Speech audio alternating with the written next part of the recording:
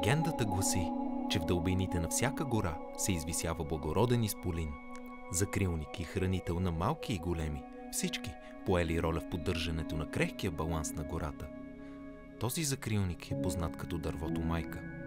Твърди се, че то се отличава с много по-големите си размери в сравнение с останалите дървета, а ако пробиеш стъблото му, от него започват да се изливат литри бистра вода.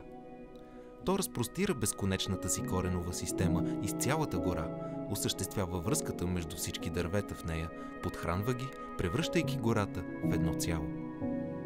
Горите покриват около 1/3 от цялата сухоземна площ на планетата и са дом на над 80% от сухоземното биоразнообразие. Може да се каже, че те са трезор, съхраняващ гените на биоразнообразието. Екосистемно съкровище, което без тях би било загубено безвъзвратно. Уви, екосистемните отговорности на горите не приключват с поддържането на биоразнообразието. Освен преобразуването на въглероден диоксид в кислород, през целия си живот дърветата абсорбират и складират парниковия газ във всяка част от тялото си. Нещо повече, зелената покривка, която горите образуват, усвоява значителна част от слънчевата радиация, поддържайки температурата по-ниска.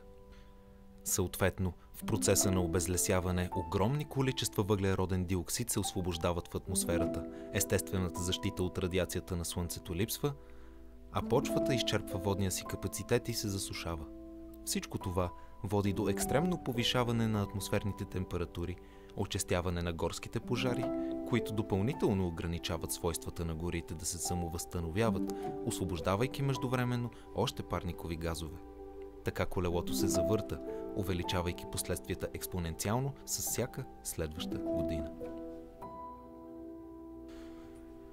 Горите играят важна роля и във водния цикъл на Земята, пренасяйки водата в атмосферата чрез освобождаване на водни пари или улавяйки водата от валежите, част от която се съхранява за периоди на суша, докато останалата, просмуквайки се през почвата, се пречиства от замърсители с помощта на почвения микробиом и подхранва подпочвените води.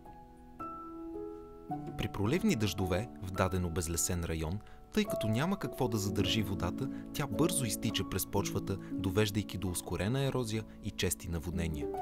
От друга страна пък през сухите периоди, без дърветата и специфичната почва, която образуват, няма и запас от влага, който да поддържа живи останалите организми в горското местообитание.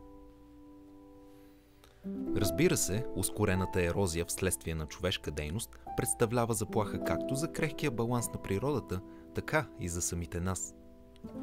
От множеството изборени функции на горите става ясно, че тяхното унищожаване може да има сериозен ефект върху местните ресурси. Качеството на почвата, например, намалява, а с него и продукцията от селското стопанство. Тенденцията да има наводнения след проливни дъждове нараства, а сушите се очистяват, тъй като реките пресъхват през сухите периоди.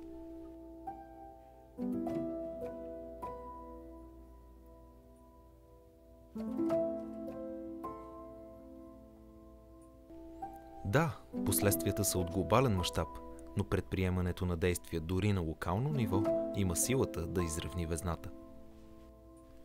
Гората винаги трябва да се оставя непокътната на уязвими места, като например по стръмни склонове, по бреговете на реки, потоци и други водни обекти, където нейното значение за защита срещу ерозия надвишава всяка друга стойност. Примери по цял свят показват, че разходите за възстановяването на подобни горски територии и съпътстващите ги населени места далеч надвишават ползите от първоначалното им обезлесяване. В тази връзка около 70% от площта на България е с хълмист или планински релеф. Последните подходи към агролесовъдството представят възможността за използване на дадена гора дори за селско стопанство. Много култури могат да се отглеждат между дърветата, така че една и съща площ да произвежда както храна, така и дървесни продукти. Решение особено ефективно при наклонени площи, уязвими към ерозия. Земевладелците, например, би било разумно да поддържат благосъстоянието на гората на съответните части от земята си или дори да залесяват наново обезлесените площи. Личната отговорност на всеки от нас дори може да се изрази в опазването на тези територии от замърсяване с битови отпадъци или обръщането на специално внимание върху предмети или действия, които могат да доведат до пожар. Не случайно гората се класифицира като екосистема, защото всяка част от нея помага на останалите, но и междувременно зависи от тях. Екосистема, част от която сме и ние, хората. А ако една част от тази система бъде наранена, всички останали също понасят последствията. Създаването или опазването на една гора не е нещо, което непременно би дало бърза възвръщаемост, но несъмнено би осигурило по-добър свят за бъдещите поколения.